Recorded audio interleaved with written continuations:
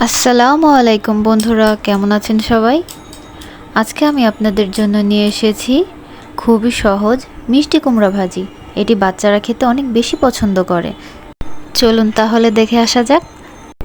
আমি আগে থেকেই মিষ্টি কুমড়াগুলোকে ফালি করে কেটে রেখেছি। দেখতেই পাচ্ছেন আমি কিভাবে কেটেছি। দিয়ে দিচ্ছি লবণ, দিয়ে দিচ্ছি মরিচের গুঁড়া 1 চা চামচ, হলুদের গুঁড়া 1/2 চা চামচ। এখন এগুলাকে হাত দিয়ে একটু ঝাঁকিয়ে ঝাঁকিয়ে মিশিয়ে নেব। দেখুন এভাবে মিশিয়ে নেব। মেশানো হয়ে গেলে একটি পাত্র বসিয়ে দিয়েছি চুলার উপরে। কড়াইটা একটু গরম হয়ে গেলেই দিয়ে দিচ্ছি তেল। তেলটা একটু নেড়ে নিচ্ছি। দিয়ে দিচ্ছি মিষ্টি কুমড়া। দেখতে পাচ্ছেন কেমন হয়েছে। আস্তে করে দিতে হবে, এ পর্যায়ে তেল ছিটে গায়ে আসতে পারে। একে একে আমরা এক ব্যাচ মিষ্টি কুমড়া দিয়ে দিচ্ছি।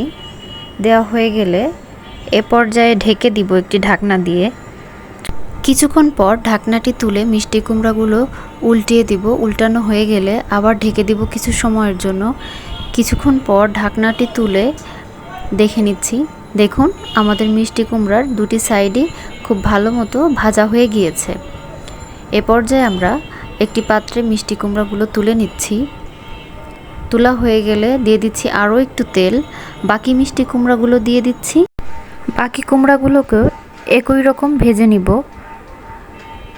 দুটি সাইডই খুব ভালো করে ভেজে নিব। দেখুন আমার ভাজা হয়ে গিয়েছে। এ পর্যায়ে কুমড়াগুলোকে তুলে নিচ্ছি। কড়াইতে আরও কিছুটা তেল দিয়েছি পেঁয়াজ কুচি। পেঁয়াজগুলোকে একটু ভালো করে নেড়ে নিচ্ছি। যতক্ষণ পর্যন্ত গোল্ডেন ব্রাউন না হচ্ছে ততক্ষণ পর্যন্ত এটাকে নেড়ে নিব।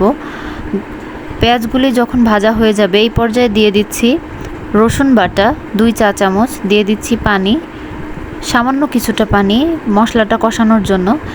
দিয়ে দিচ্ছি মরিচের গুঁড়া 3 চা চামচ। দিয়ে দিচ্ছি লবণ 1 চা চামচ।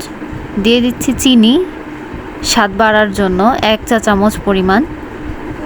দিয়ে মশলাটাকে একটু নেড়ে নিচ্ছি। এ পর্যায়ে ঢাকনা দিয়ে ঢেকে দিব কিছু সময়ের জন্য।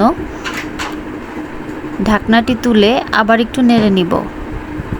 দেখুন মশলাটি কষা হয়ে গিয়েছে। এ পর্যায়ে দিয়ে দিব ভেজে রাখা মিষ্টি কুমড়া। এগুলিকে আলতো হাতে মশলার সঙ্গে মাখিয়ে নিব। মিষ্টি কুমড়াগুলো যেহেতু ভাজা, এগুলো একদম নরম। খুবই আলতো হাতে মশলার সঙ্গে মিষ্টি কুমড়ার টুকরাগুলোকে মিশিয়ে নিতে হবে। হয়ে গিয়েছে দেখুন। এ পর্যায়ে আমি মিষ্টি কুমড়াগুলো তুলে নিচ্ছি কড়াই থেকে। দেখতেই পাচ্ছেন কতটা লোভনীয় হয়েছে। দেখতে মাশাআল্লাহ অনেক সুন্দর লাগে।